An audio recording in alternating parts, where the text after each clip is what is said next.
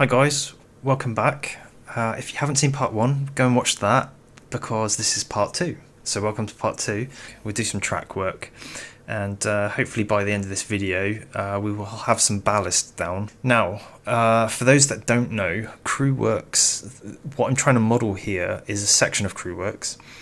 And I'm basing it around the era sort of 1970 to 1990, and actually having looked at a lot of photos now, I've done an awful lot of research on this place with the track layout and what was there and what kind of wasn't there and this and that.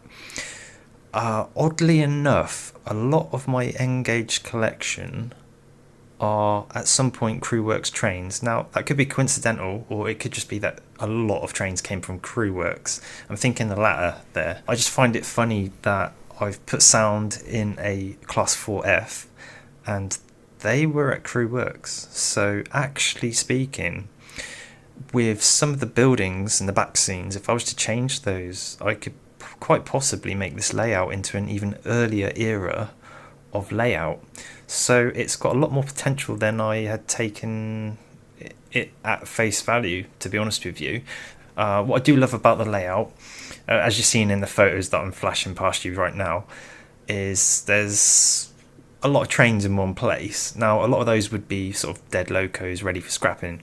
Now, I like that because that means I can kind of, instead of shunting rolling stock around, I can sort of shunt carcasses of locos around with other locos and sort of, you know, move stuff around a lot. There's two main lines for constantly moving trains and I don't know, loads of stuff to keep the eye busy.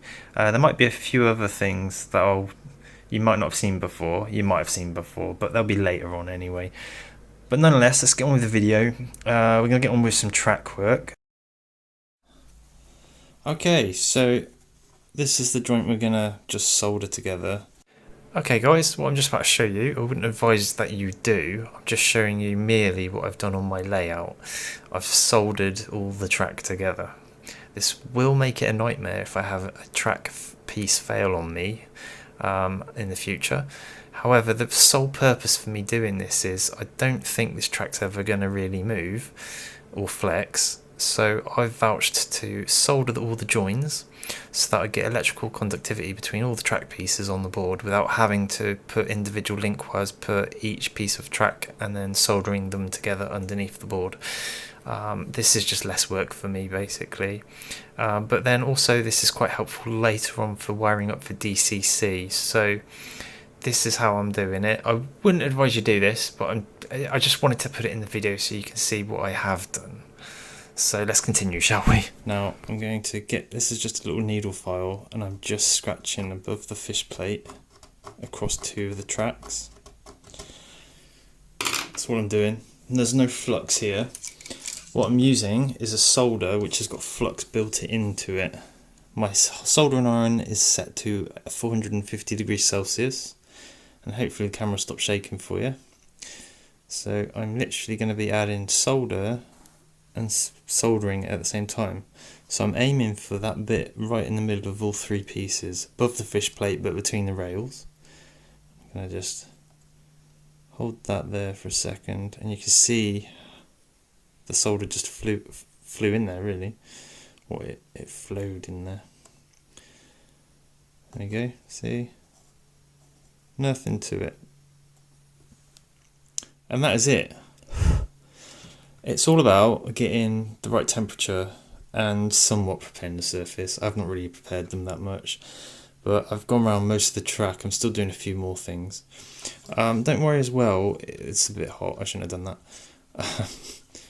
If the top there is a bit of solder just proud, what I tend to do is I haven't cleaned these up yet, but just clean the top of the rail with, scrape them with a file. And then I 2000 wet and dry them, not wet though, just dry. And what you want to aim to do is not get solder on the inside of the rails. You see I'm only soldering the outside of the rails at the moment. So what I'm doing is I'm going around the whole track soldering up all the joints, and then what I'll do is I'm going to we'll get to the wiring in a minute, but I'll mark a pen on the top where the wires I want to go through will be. Okay, so that was a pretty basic way of me showing you how to solder track. I've done a lot. I've done it all. It didn't take very long to do at all. I underestimated how long that would take. Right, so next we are onto wiring of the track. Now, I have to be a little bit dynamic with what I've done here because I'm not sure which parts of the track are actually going to loop back around and join to another piece of track, because that would dictate the way I wire the track. So what I'm going to do, I'm just going to give you an example here. I'm wiring on DCC. So let's say we've got, that's one line, and this will be the other main line. So they're the two main lines. And then what I've got here is, let's say, a point coming off, and it goes to a siding. Okay. What I'm gonna do is just wire that bit of track to that bit of track to that bit of track, and then I'm gonna wire that bit of track to that bit of track to that bit of track. So at any given point, that is not going to short with that. They're not going to short with each other. I have to be a bit careful because on my main lines, so let me just like that.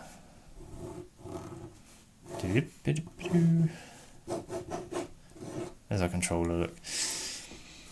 I have to be careful because when I loop the track round, let's say, for example, I did this. So I looped this bit of track and I came back over here. Well, that won't work because I've just shorted out that wire and that wire. So what I need to do is I'm going to wire to every segment of track that I believe needs power, but I'm not going to connect them up because I can just turn the board over and see which wires go where.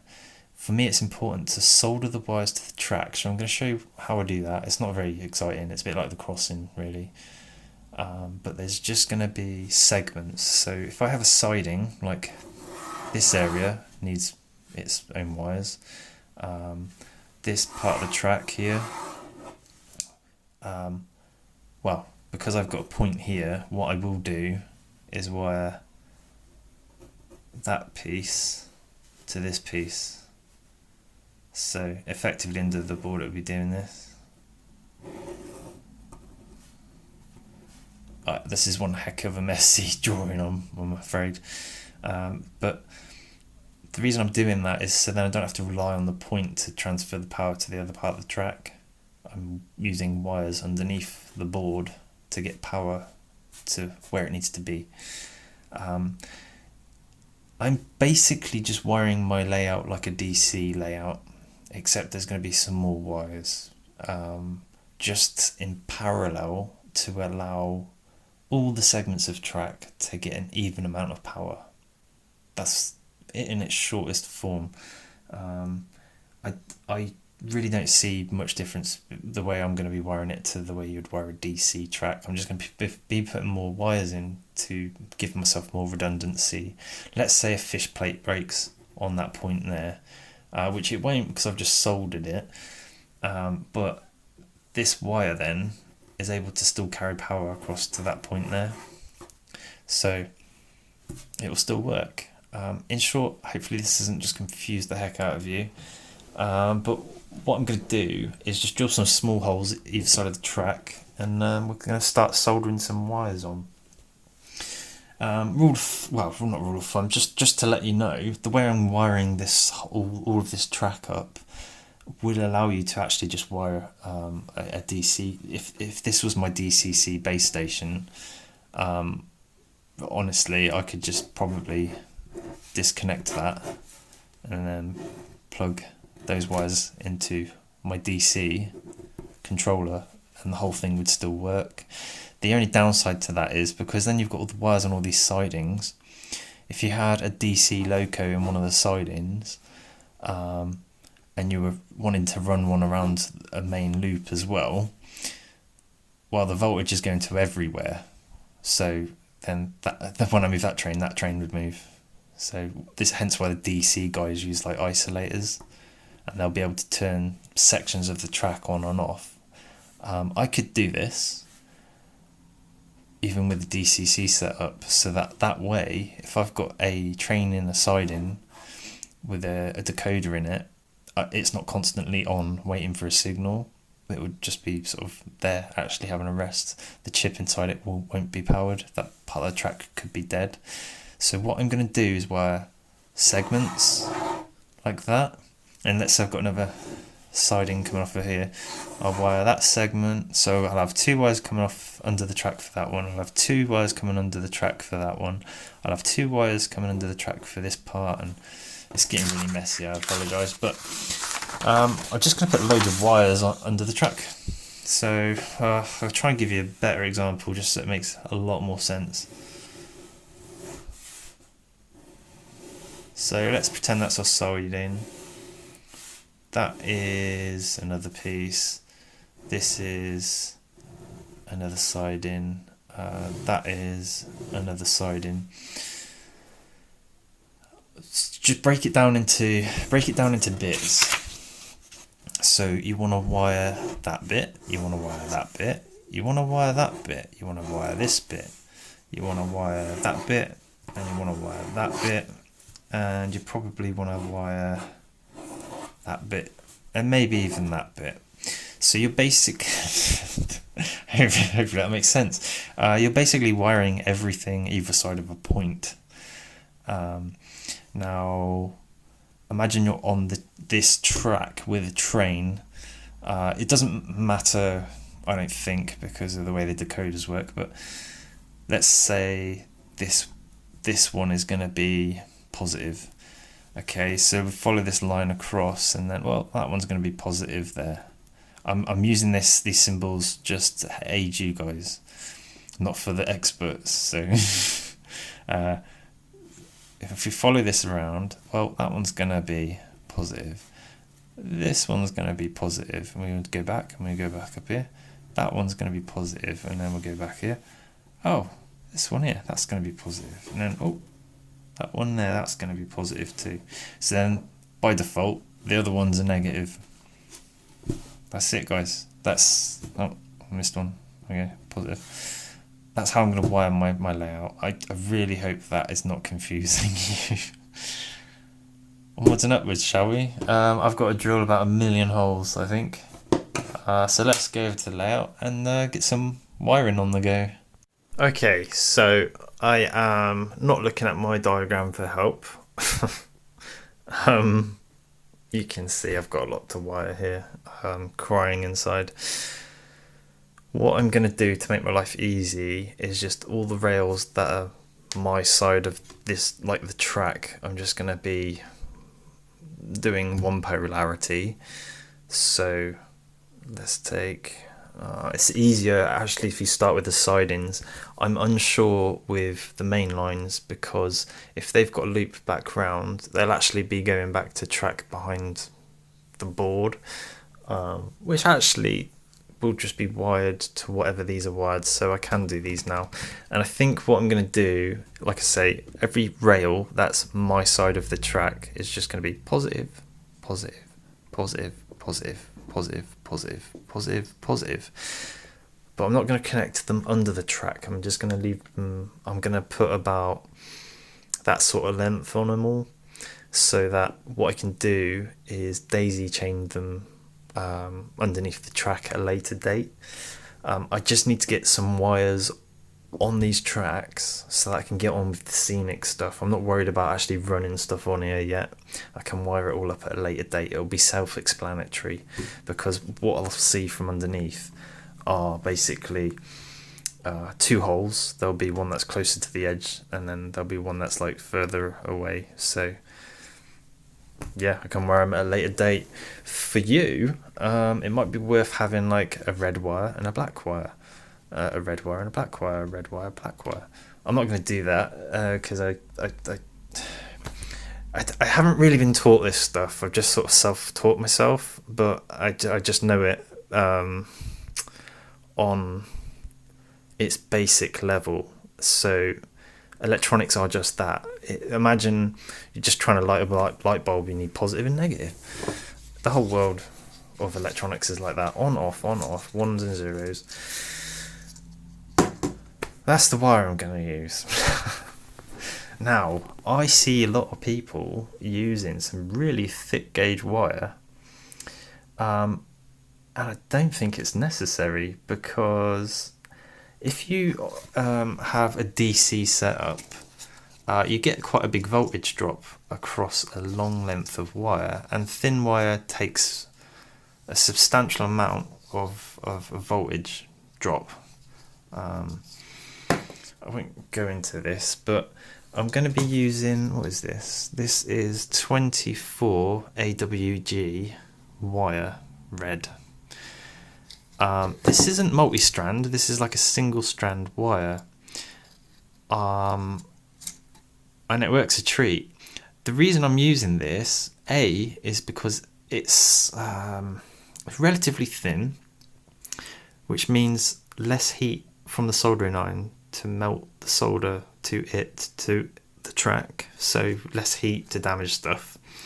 Also, if you put a multimeter on a bit of track and run a train with like 10 carriages, the most typically they ever get up to is half an amp in N-gauge. That being said, if I was running 10 locos, that would be 5 amps. That would take 5 amps. It would probably get warm, but it would still take 5 amps. So I'm not worried about that. And also, because I'm adding so many dropper wires underneath the track, they're all in parallel. So it doesn't matter if I'm running 10 trains.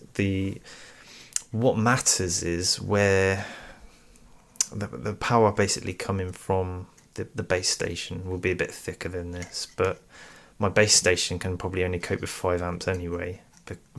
Well, my power supply out is only 1 amp, so it's a bit of a joke, really.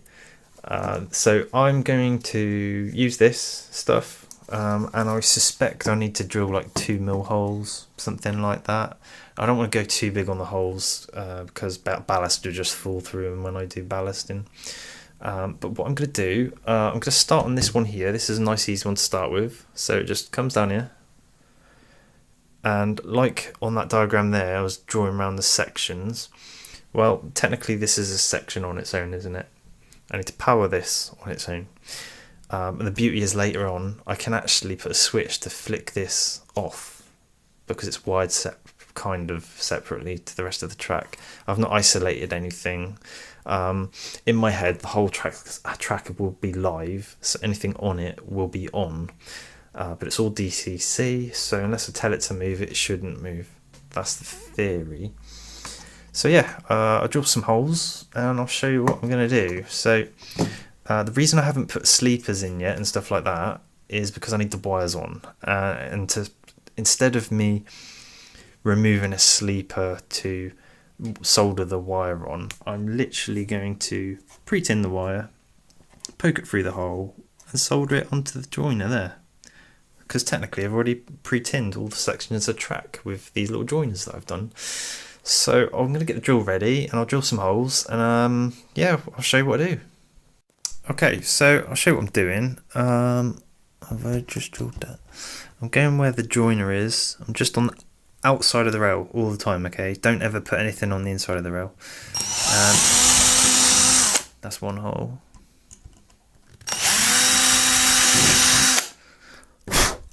Two holes. Okay, easy peasy. I've done a few of the others. Yeah, so if you look at the crossing, looking down, there's some holes next to those joiners, some holes next to those, and I think, yeah, there's a hole just in there, you can't see it. So yeah, I'm gonna pre-drill everything. So I'm gonna do that, and then we do some soldering. Okay, so this is the crossing again. Now what I've done is I've made a 12-inch long piece of wire. I'm going to feed this in that little hole. What you can do is pre-tin your wires if you want.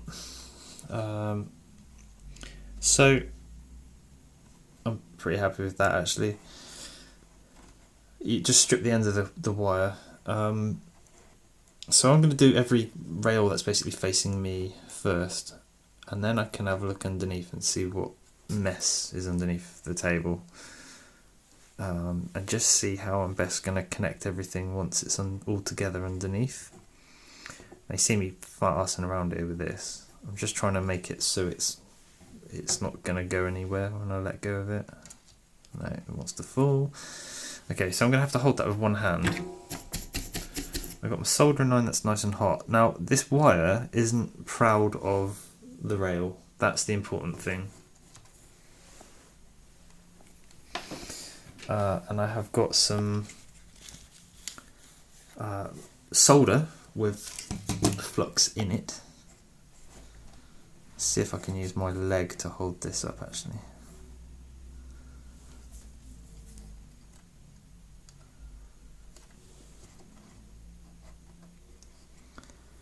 I'm trying to make it not very obvious by the time that I've got all the ballast in, that there's wires everywhere. So I'm pretty happy with that sitting there, okay? So much like when we did the join on the fish plate, I'm going to add the solder and the heat at the same time.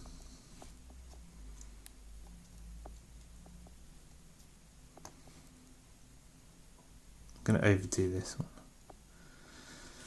There we go, that's it.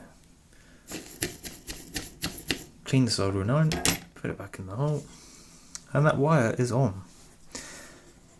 So what I'm going to do to avoid confusion, if it was to happen, like I say, I'm going to do all the rails at the bottom of the screen on the track, the ones that are my side of the rails, of the track even, and then, like I say, try and join them up at a later date underneath. So I'm going to continue doing this. That's how I've done one. Obviously I will leave this till I've done all of this side, because I'm using the same coloured wire. If I had black, which I don't have, that's why it's all going to be red, I'm afraid. If I had black, then I could just wire the black one in now as well, and it would just make sense later. You just connect all the blacks together, you connect all the reds together, and then you plug them in your base station, and off you go. You've got a DCC track pretty much.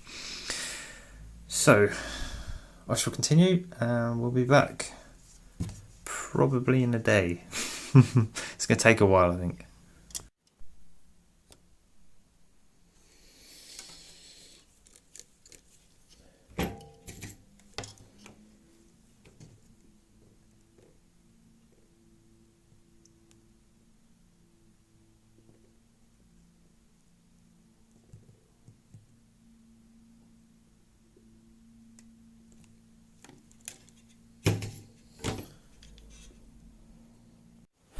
Okay, there's not a lot to show you, but basically what I've done is I've soldered wires, let's just zoom in, on every single rail that's on my side, so camera side of the track. I've still got to do the wires that are on sort of the other side, but I thought what I would do is just do something half clever, because at the moment this is underneath. It's probably not going to focus too well. Let's try that. There is a lot of wires under here now, which is okay. I knew there was going to be. But whilst we're here, what I'm going to start doing, because there's a lot of holes under there, is I've got this piano wire, and I'm going to put it through a point, let it drop down, and then what I'm going to do is try and find my wire, which is that one there, and I'm just going to put an arrow to it like that. Okay, so what that means is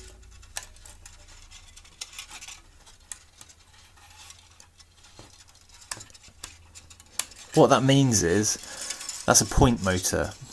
So when it comes to the wiring in a minute, or in a couple of days, that means that I can avoid those areas.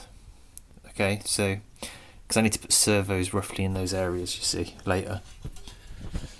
So I'm going to continue doing that, and then at some point, I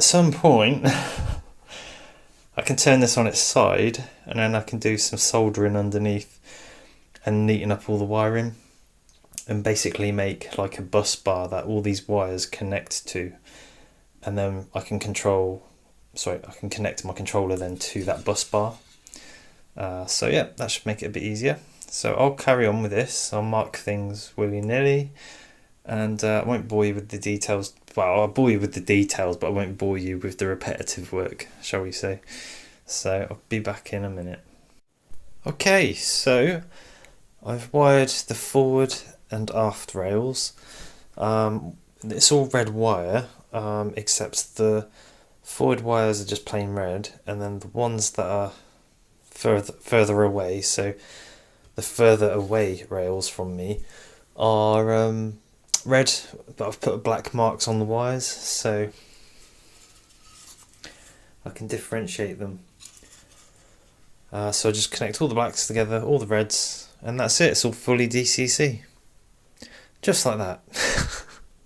That took hours. So I'm just going to hoover the top, and I'm going to tilt it so it's on its side, and then kind of see what we can do connecting them all together underneath, because I want to see where to put these servos as well. Okay, so this is it on its side. You can see I got a lot of wiring to do, more wiring. Right, so what I'm actually thinking, I look for the highest wire, which is that one. I look for the lowest wire, which is this one. I'm actually thinking of feeding, oddly enough, a bit of old track, so I can use both of the rails on the track, but just literally feed it down the middle, and then all these wires can just connect to that. I'll neaten it up once I go, but I think that's not a bad shout, you know. But whilst I'm doing it, I'm trying to miss these black dots, these arrows, which are points, and there's quite a few there. But I only need to go to this area here. So if I go to that area there, in fact, let's mark this. So I reckon I can go from that area there to, let's go to about there, I think. Now that is a long piece of track, but I do have some old decrepit track. So the reason I'm thinking track is because I can solder to it easy enough. It will handle the current, and it's split apart like a bus bar. I have got some brand new code 50 here. I don't really want to use that. Mind you, it's not much good for anything else. In the scheme of things, what's that, £3 to fix my issue? Sod it. Yeah, I think I'm going to do it. So I'm going to glue that on there, and then that way there's a bus bar running the centre of the whole board, basically. So that's what I'm going to do. I'm going to super glue that on in the middle of the board. It might seem like an awful wasted track, but actually it's not. So it makes actually quite a lot of sense. So I'm going to... It's just so many wires. I feel sorry for guys that have got more points than I've got. That's what I'm going to do, guys. So I could use chocolate blocks and do all sorts of things. The reason I don't want to use chocolate blocks, terminal blocks, is because it's another point of failure. because if you do something up with the screw, it can work its way loose. So if I solder a contact to a rail, a metal piece of metal, it can't really go anywhere. And without even thinking about it really, I've kind of made this be able to protect itself, because I put the battens underneath the board here, and you can see how I built it actually. I could actually board underneath and just protect all the wiring completely. I probably won't do that, but it's an option. So I'm going to super glue this on and start soldering wires to it. I think that's the way forwards. Okay, so I have a piece of track, forward rails, aft rails, positive, negative. This is just how I'm remembering it, but DCC isn't positive or negative. Ironically, positive there, if you flip the board around, it would relate to the rails on top of the board. So this is how I've done it so far.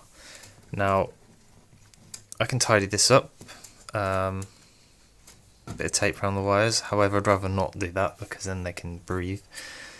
I'm trying to be strategic here with where the servos are going to end up going through the holes. I mean, it's quite tight round here. There's quite a lot going on, but I've still got to do all this lot. Okay, she's coming along. Still got a load more to do, but I'm winning. I'm winning the battle. Okay, it's not finished, but that's all the wires wired up. Now, what I wanted to show you was this. This is typically what's going on here. So we've got a track on the other side of the board. We've got a positive and negative wire, or just two wires coming from the track. And all they're doing is basically going to another track, but it's underneath the board. As are all of the tracks. So every single track on the top side of the board is going to this one track. Now what I can do is feed base power to this track with these two wires. I will be changing these for slightly thicker ones in the future, but for the time being that allows me to play with the train on the board, so fingers crossed nothing has short circuited. Otherwise it may be a while trying to find it, but this is why I've marked everything as I've gone along, and hopefully fingers crossed we're good. So I'm going to turn this right side up and we'll put a train on it and see what we get.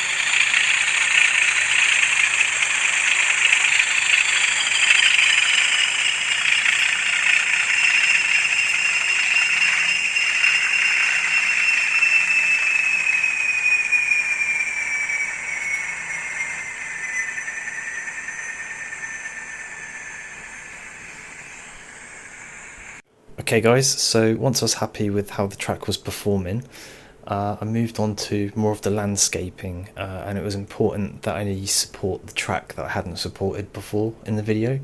So as you can see, what I'm doing is I'm ironing up a bit of card and cutting it to shape, and this is going to be the foundation for the incline, if you like, of the track that goes up and over the bridge. And now later on you'll see I use casting plaster bandages, which are ideal, but what you really need is like a wire frame, or tin foil sometimes does it, or tissue paper. I opted for the cardboard sort of format, because that's what I have to hand, and I'm quite familiar with doing things this way. So there's lots of ways again to do things, and this is just the way I chose to do it. So you can tell that I've got blocks here, there and everywhere just supporting bits of the track where it needs to be. And then what happens is, once the cardboard's A-framed underneath the track, that's actually quite strong to support the track. And then once you add super glue, and then you add the casting plaster like you'll see later on, and then PVA glue, ballast, all the landscaping material, it's actually really quite strong. It's almost like a composite, shall we say.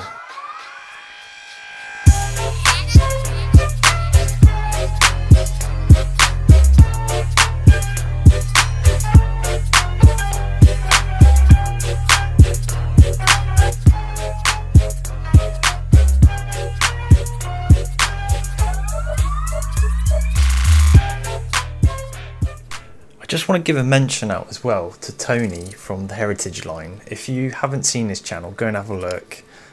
Genuinely lovely guy, and I always, if you're watching this, mate, I really appreciate your comments, and actually from everybody, I really appreciate your comments from you. It's lovely to get the interactivity. Now, from Tony, he raised a valid question that I didn't bring up in part 1, and that was with the track work. Now, he mentioned expansion joints in the track, so basically gaps between each piece of track, and that's a very good point that I decided to ignore myself. I was aware of it, but for those that don't know, on a hot day, metal expands. So on a cold day, and I'm currently building obviously this layout during sort of the winter period. It's pretty cold. I've got the heating on, but it's still not great, So when the summertime comes, I'll be able to let you know whether my track expands and decides to rip itself off the track, which I know happened quite a lot the summer just gone to a lot of N gauges, and I think it probably happens to quite a few people. Hopefully that doesn't happen. But my rule of thinking was that because the track length overall is only, let's say the longest piece of track is maybe 1.5 meters, I thought I'll get away with it. It'll be alright. The track will just expand through the sleepers and off the end of the layout. So that's my thinking. I would advise putting an expansion gap in your layouts, because honestly, if you don't and you get expansion on a hot day, it will absolutely destroy your layout, potentially. So thank you, Tony, and I just wanted to raise that sort of, shall we say, worry, that maybe if you're building a layout, think of expansion joints in your track work. It is definitely worth doing. I haven't done it, and I might live to regret that later on, but we shall see. I can always get the Dremel out. Alright, nothing blabbing on.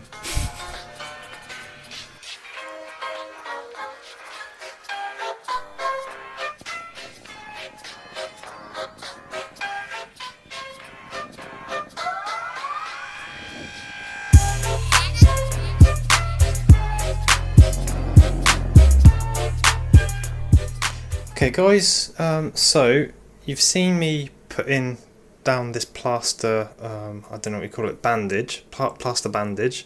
It literally is for making casts on broken limbs. This is still drying out. I mean, it's hard, it's gone hard.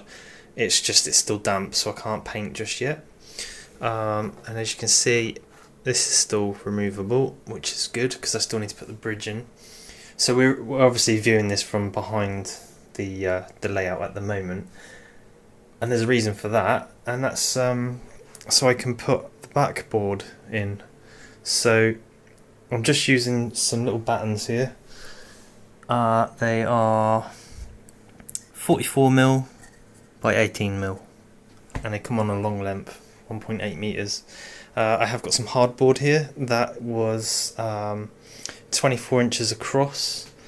In fact, there you go. That's the size. It's 3mm thick, hardboard. I went for hardboard because it will kind of curve a little bit and it's nice and smooth, ready for the back seam to go on. Okay, so I need to curve this bit of wood more or less around, okay? So I need to go to that corner, and it's just going to curve around here, and it's pushing against this batten here. I probably need to add more battens, so I'll go ahead and do that. But I cunningly added a 3mm gap here. So obviously it's not long enough, and at the other end as well, I'm not going to be able to curve it round because that unit's going to be in the way. So I'm going to have to do something quite funky with putting a backboard on, but just having a slight curve. I don't want any sharp edges because they basically trap shadows. It's the only way of putting it. So if there's curves, the shadows can't hide in the corners. Anyway, so I'm going to carry on. There's not really a lot to show you, other than I've screwed these on and glued them, so these are not coming off, and it's not high enough to be a pain to move around. And the back seams are about 300mm high, and that's basically, when I cut this board in half lengthways, it gives me about that to stick the backgrounds on. But it's important that I get this on now, because then I can start mocking up buildings and things of where they're going to go. I've also cut the end of these tracks off with just the Dremel multi-tool. I've got to do the other end yet, so I can show you what I'm doing. It's nothing too amazing. If you want to know, I'm using a Dremel, and I'm using these little black cutting discs. They're not amazing. You do not want them exploding in your face, that hurts. So wear protective gear, guys. It's, you know, your eyes probably won't hurt, but if you go blind, it's going to suck. So I am going to carry on with this. I need to put a batten here somewhere, and also the idea of this whole board is it's like a massive deep picture frame, if you like. So I still have to, this is the front face that would, you know, I would look in on. I need to put battens up and across and down, and I've been reluctant to do this because it gives me lack of access when I'm doing the scenic work. However, if I don't do it now, I won't know where to scenic up to. So I'm just going to bite the bullet and do it. So I'm basically going to put battens around the whole thing. And see how we get on, guys. Okay, so progression. I need to do the base end, this end, and that little piece there. Okay, so I've got the end piece on there, and I've actually cut some openings for the two main lines, and the line that's actually going to be in the warehouse. I've not industrial unit. There you go. Call it that. And then there's that one at the back there that will be just out of sight, but it'll go behind that board. Now what I'm doing is just closing that gap up now. I've just cut a segment off the same sort of height piece to go in there, and I'm just being careful. You'll see here the screws, they're not proud. I'll make sure they're in. That looks proud on camera, but it's maybe not. Yeah, you want them to not be proud, otherwise I'll show through on the background image. That's my guess on that anyway. I've vowed not to curve this round here because I'll just waste space down here.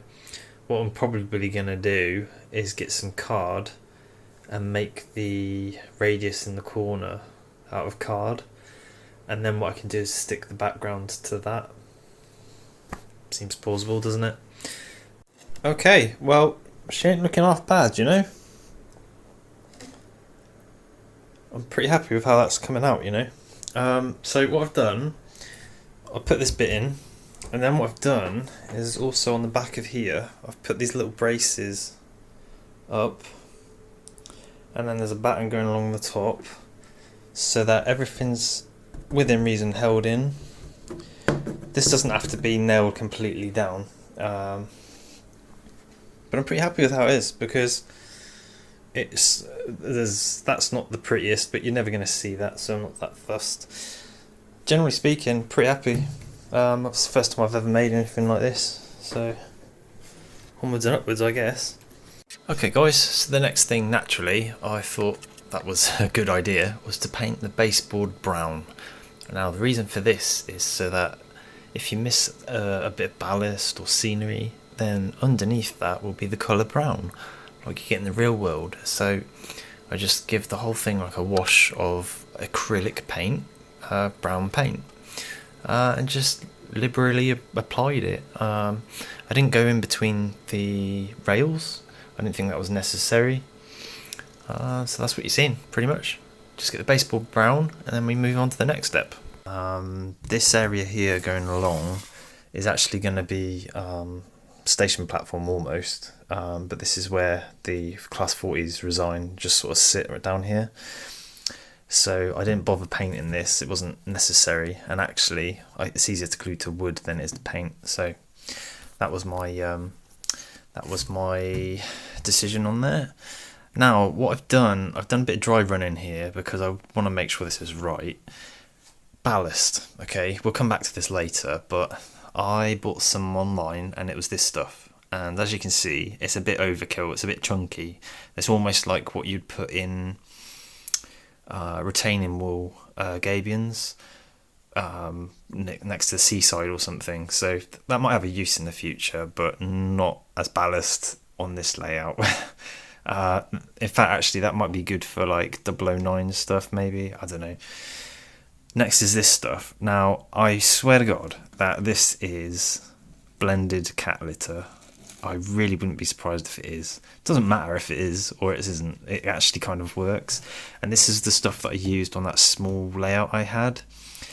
Size wise it's not far off what I'm trying to achieve here, but it's complete, that's basically white. There's not a lot in that, it's a beige colour, isn't it, cream. And then what we've got is what I got today is this stuff, and this is what I'm going to go with on the two main lines. I'm quite happy with this. Now this one here is the Woodland Scenics medium ballast grey. They did a blended mix, or Woodland Scenics do a blended mix, which I think I probably would have preferred, but they just didn't have it. And you can probably use a bit of all sorts really to mix up the colours if you wanted. I'm fairly happy with that. That's what I'm looking for, because by the time I've weathered it up it should match the photos, and along the whole process this is what I'm trying to do.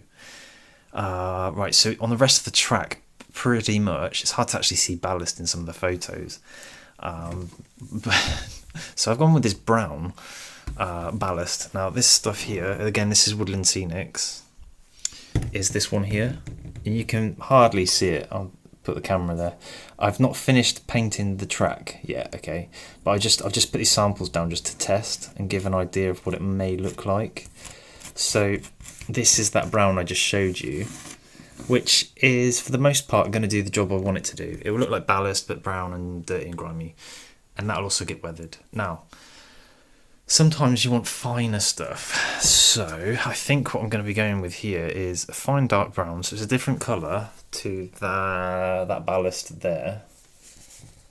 Okay, so I can sprinkle that around, and then I've got some coarser stuff than what's down there to sprinkle around. So I've got those two, and that for all the sidings and stuff, and then I've got this grey for the two main lines. So that's what I'm going to go with, but before I get to that point, what I need to do, and what I have been doing, is I'll show you this piece here. You see there, we're missing a sleeper there. That would bug me, so I can't just ballast that. Same here and there, one in the middle of the point there, maybe something in the middle here, and it goes on and on. It's just where I've joined the track. See up there, there's quite a few missing there, but that's okay. I've tested it all works. Test your track as you go, guys. Make sure it all works. So a couple of sleepers there, and it goes on, okay. So I need to, I've got old track, I'm just cutting the sleepers off them with some snips and gluing the bits in, so that it looks like, kind of, where are we looking? Here. I think that's one there I've put in. Pretty sure, yeah, I've glued that. See this one here, that wasn't there, this whole thing wasn't there, so I've put that whole thing in, and it just fills the gap, otherwise it would look a bit alien. Okay, so I've put all the sleepers in, so we've got all the gaps that are now taken up. We've filled all the gaps with sleepers. Now, what I want to do is paint the rails because I don't like shiny rails, and I need to then ballast. I really want to spray these. Really want to airbrush them, but the downside to that is if I airbrush these, it's going to create a lot of fumes in my bedroom, which isn't a good idea. I can't just open the windows at the minute and let all the fumes out. What I'm going to do, I don't sleep in here by the way, but what I'm actually going to do is hand paint them, or at least do some of it and just see how I get on. I might try thinning this out. If I do, I'll let you know. But for the time being, I've got this brown with a fine brush. Now this is made by Humbrol. It's enamel paint and it's matte number 98. And I'll just put a little swab on the desk there, and you can see it's quite dark, but that's pretty much what it's like, a rusty, dirty, dingy sort of brown. That's what I'm going for. And really what I want to concentrate on is the side of the rails, because the ballast is I'm not gonna be doing the sleepers as much. That can come kind of later. I will be doing airbrushing, but I just want to make some headway with the layout, and this is the only way I can see fit of doing this without sort of fuming out the place. So what I'm going to do is just brush some paint on and see how we get on. Okay, so I'm going to show you what it is that I'm doing here, because it's nothing too extreme. It's easier to do it now than it is when I have ballast on the track. And all I'm doing is I'm getting a bit of paint on my brush, and we'll compare the back rail to the forward rail. This is matte paint, so it won't dry shiny, and you can see I'm trying to focus actually on the inside of the rail more than the top, because whatever's on the top will have to come off when I clean it later, at a later date anyway. So I'm not going to worry about cleaning it now, it can happen later.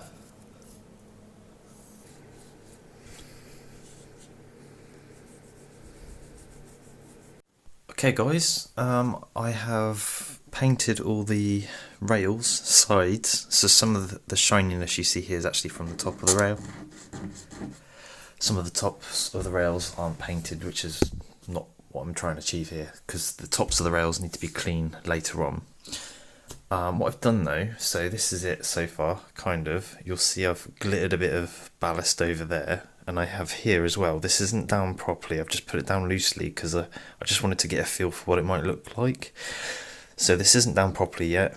What I'm going to do is I'll do a little segment and show you what it is that I'm going to do. It's quite straightforward really. I just add a little bit in there and use a brush and move it around, dry. So this is what I'm going to do next, a bit of ballasting. I'm going to try and do the two main lines here that run through. Don't be too off put by the colour just yet, because it all needs weathering. And I'm not going to go to where the walls would be. It's just to localise it on the track for the time being. And the same with up here, although I can pretty much glitter most of this with ballast. This is going to take a very long time, so I want to try and get on with it.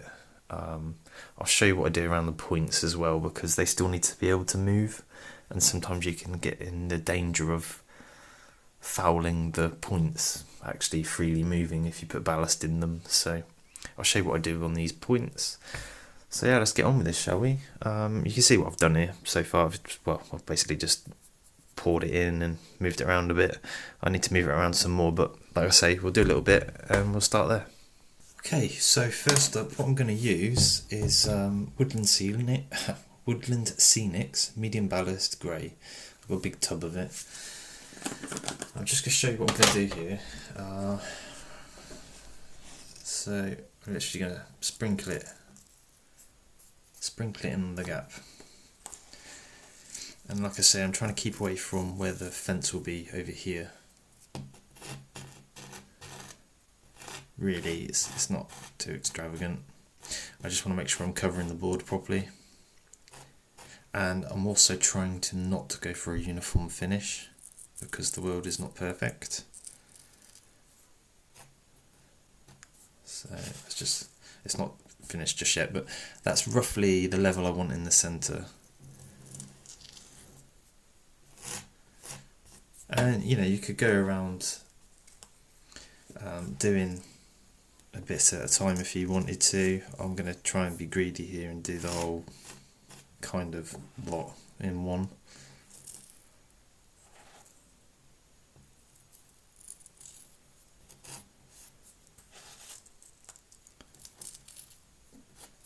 So what I will do, I'll show you this little segment. I'm not going to put the glue on, but I'll tell you what paint mixes of. Sorry, did I say paint? I'm not going to put the glue on yet. I'm going to tell. I'll let you know what the mix of glue is that I'm using.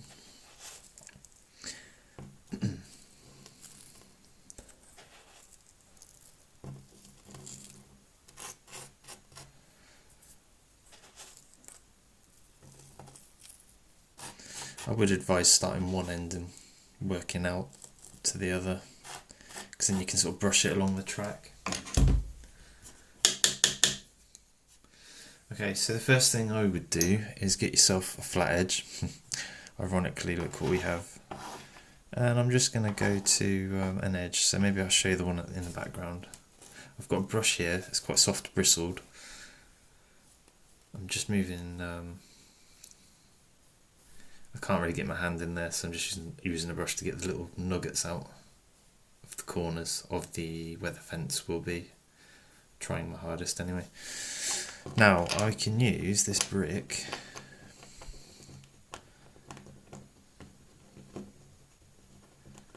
and somewhat create a flat edge.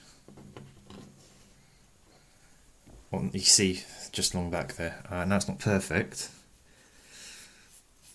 I'll have to redo it in a minute. I just wanted to show you that's how you can get a flat edge of ballast. Loads of people will be doing this differently. And as I'm showing you here, this is also why I want to work one end and to get to the other. So I will start actually down this end of the board. And I'll probably meet up with this later on.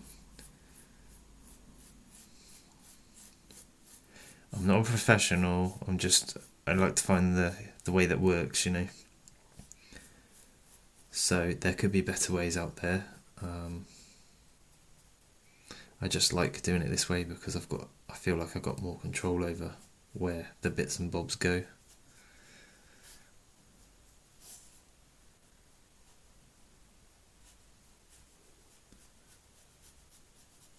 And for me, the important one is the inside of this rail here, because that's where the wheels are going to run. The outer side's not too important, but see you've got some bits and bobs there on the sleepers, which you would have in real life, by the way. You can kind of tap the track and they kind of jump off a little bit. This is just the back of the brush. So it's really one of those things you just take your time with if you want it looking immaculate. I'm not terribly fussed though, because like I say, it just goes everywhere in the real world. In some of the photos I've got, this ballast is actually over these sleepers on the main line. So I just want to just about see the sleepers.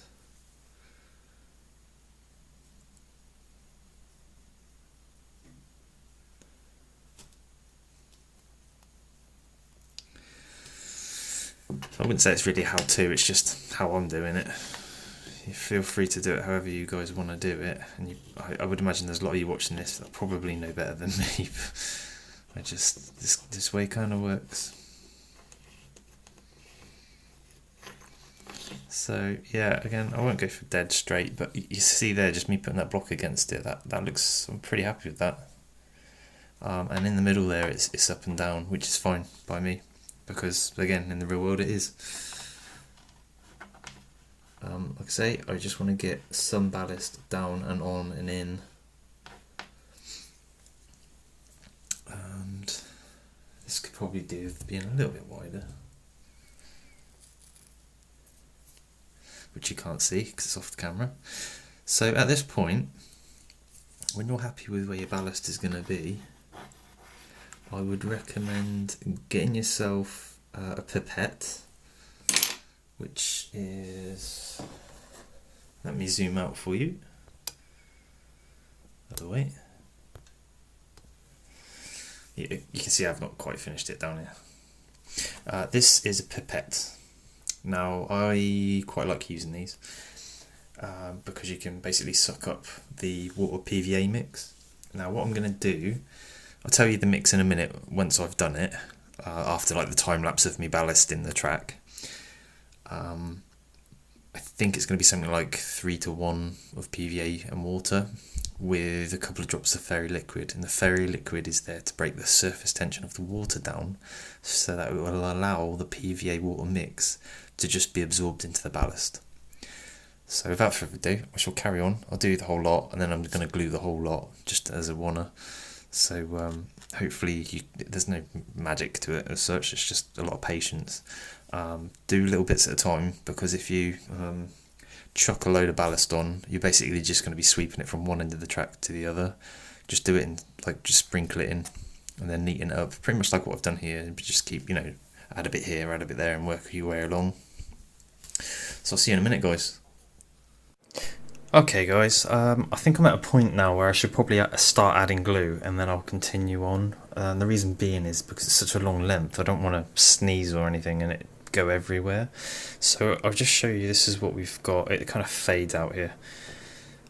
This point doesn't work, okay? I've actually soldered it, so the blades are stuck to this rail, so that it will never move. And the reason for that is so that I can have a train running through here and not go click-clack here. That could be a derail possibility there, and if there ever is, I'll fix that. But anyway, that point doesn't move, and this crossing's not doing a lot of them being a straight piece of track as well. So I've just ballasted those two pieces like I would any other track. This point needs to still move though. So what I've done is I've ballasted kind of close-ish to the point, but I've got to be very careful here that when I put a liquid glue on the a very fluid glue, should I say, on a watery PVA on the ballast, it doesn't get into this area here and stop its function. So I've not ballasted that. When I get to a point, and I'll do them at the end because they're a bit trickier, but I just like saving this kind of thing till last. Again, sounding like I'm a pro or something, I'm not. Best till last, isn't it? This crossing here, that should be fairly easy because you just fill in all the gaps, there's no moving parts. It really is the points that are the issue, and it'll be the longer points like these as well that are also an issue because you've got a longer section where those blades have to move. So this should be a good one to start with to get a feel for it. So as you can see, I haven't got a ruler and put a ruler against here and pushed the ballast in. It's all just done by eye because at the end of the day, it's not going to be perfect. So I'm pretty happy with this. It looks straight enough to be believable, and all I've been doing is just pouring the ballast in and just brushing it along, just little by little. You don't want to put too much in one spot. Now before you put the glue on, and it doesn't matter if there are little nuggets of ballast like there on the sleepers, so you can do the old tappy thing, and they go into the holes somewhere. I don't know where they went. You just don't want the inside of the rail to have any on. Okay, but that's not the end of the world if you have, because you can pick them off when they're dry. So I'm going to ballast this. I'm going to use my pipette and put some PVA on this, and it'll be a 3:1 mix of PVA glue and water and 2 drops of fairy liquid. Okay, so we'll be back in a minute, and I'm just going to be careful with how I basically squirt it on here.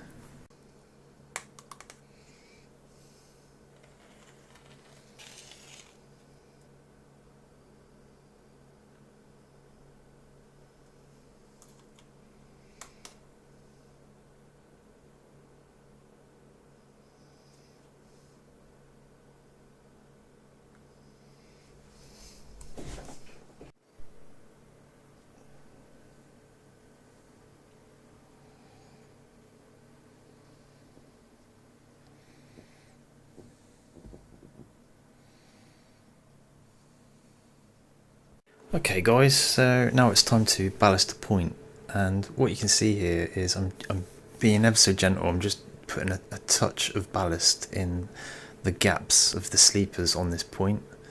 Just gently trying to be very gentle here. You want the ballast under the blades so that when the glue goes into the hole, if you like, it doesn't get capillaried under the blade of the point. So basically just underdo the ballast in these pieces. You don't have to put loads in there, it's just to trick the eye into thinking they're ballasted. I've probably put way too much in here, but it'll work, it'll be fine. Move the blades so you can see if any of them are fouling or if there's anything that's moving badly on the point. Like if it feels hard to move, then something's binding up and you need to address that issue before gluing it together, basically. So with the same mix for the ballast, I'm being very careful here. I'm just putting a drop in each sleeper area. And you can see it slowly gets soaked in there. I was having issues at this point with my glue mix. I think I forgot to put the fairy liquid in to relieve the surface tension of the glue.